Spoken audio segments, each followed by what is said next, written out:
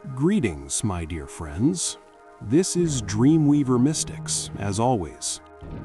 Not long ago, we talked about the moon, about the pink moon that many of us were able to observe. But today, I want to talk about something else, about something without which there would be no moon, no us, no this conversation, about the sun. Before I begin, I want to say these are just my thoughts and guesses. I'm not claiming this is the ultimate truth. I'm just looking at the world and asking questions. Sometimes I feel like I find answers. Sometimes I don't. But thinking about it is a pleasure. So let's go. The sun, a giant ball of fire hanging in the void. We see it every day. We're used to it. We rarely think about how incredible it really is. Yet everything we know about life, about warmth, about light, about existence itself, all of it is a gift from the sun. Since ancient times, people have worshipped the sun, and this is not surprising. Put yourself in the shoes of an ancient person. You live in a world full of dangers. Darkness brings fear and cold, and the sun comes every morning and gives warmth, light, the ability to see, the ability to live. Of course people worshipped the sun. It was the most obvious god. You didn't need to invent it. It was right there in the sky. But here's what's interesting. If you dig deeper, almost all religious figures are allegories of the sun. I remember the 2008 documentary Zeitgeist. Some people love it, some hate it, but it contains one very interesting point. The filmmakers show that many religious stories, from the Egyptian Horus to the Christian Jesus, share the same characteristics. Born on December 25th, 12 disciples or companions, death and resurrection after 3 days. And all of this is a description of the sun's movement across the sky. December 25th is the winter solstice. The sun is reborn. The days begin to lengthen. 12 months, these are the 12 disciples that the sun passes through during the year. The 3 days of the solstice, when the sun appears to die and then begins to rise again, that is death and resurrection. I'm not saying religions are lies. I'm saying that the sun was the first and most powerful symbol, and all subsequent symbols are just reflections of this great celestial body. The sun gives life. The sun dies and is reborn every year. The sun moves in a circle like the wheel of samsara. Everything returns to the sun. But the sun is not just a symbol. It affects us physically, and sometimes that influence is very noticeable. Have you ever felt strange during geomagnetic storms? Headaches, irritability, fatigue, insomnia? It feels like something with the weather, but in reality, it's something with the sun. Flares constantly occur on the sun, huge ejections of energy, plasma, and charged particles. These particles fly towards Earth. They collide with our magnetic field, and they cause magnetic storms. Scientists know about this, but the question that haunts me is why?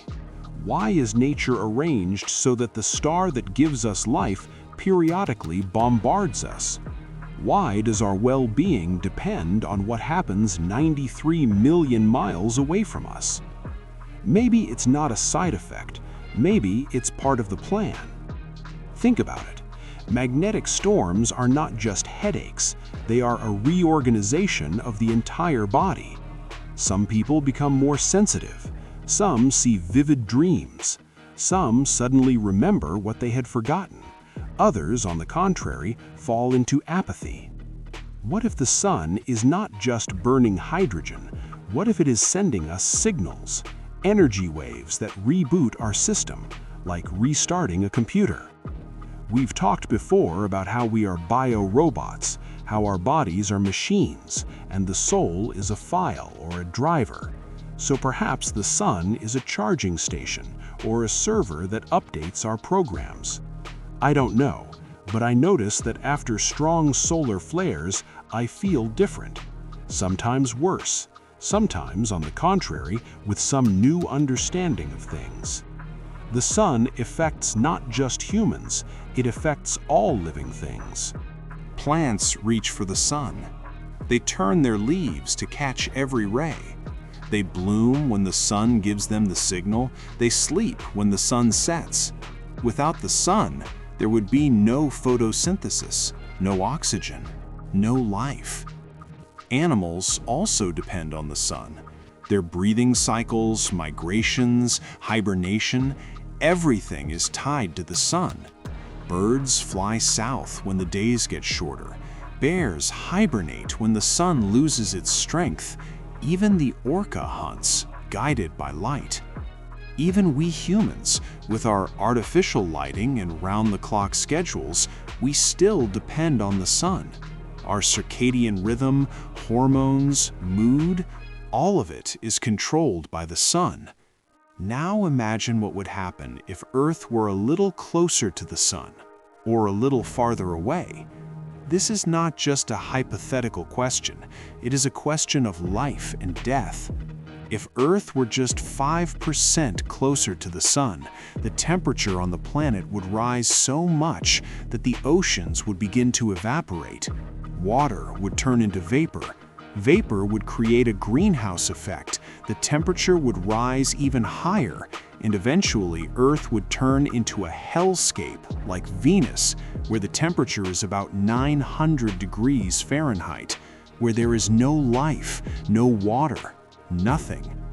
And if Earth were just 5% farther from the sun, the temperature would drop, the oceans would freeze, Earth would turn into a frozen desert like Mars, where the temperature is about minus 80 degrees Fahrenheit, where there is no liquid water, no atmosphere, no life. But we are exactly where we need to be, in the habitable zone, as astronomers call it. Not too close, not too far. Perfect. Coincidence? Or someone's calculation? When I think about this, I remember words I once heard. The sun rises every morning not because it has to, but because someone wants us to see a new day. I don't know who that someone is. Maybe God, maybe the programmer of the universe, maybe we ourselves long ago set up this system. But I know one thing. The sun is not just a star. It is the source of life. It is a symbol of eternity. It is a reminder that we are part of something much larger. When I look at the sun, of course not at noon, but at sunset when it is safe for the eyes, I feel a connection. With what? With everything. With the ancient people who prayed to it, with the plants that reach for it, with the animals that wake up at its first rays, with the universe that created this celestial body. I don't know if the sun has consciousness. I don't know if it sends us signals. I don't know if we worshipped it in a past life. But I know that without it, we would not exist. And for that, I am grateful. And that's all for today. This was Dreamweaver Mystics.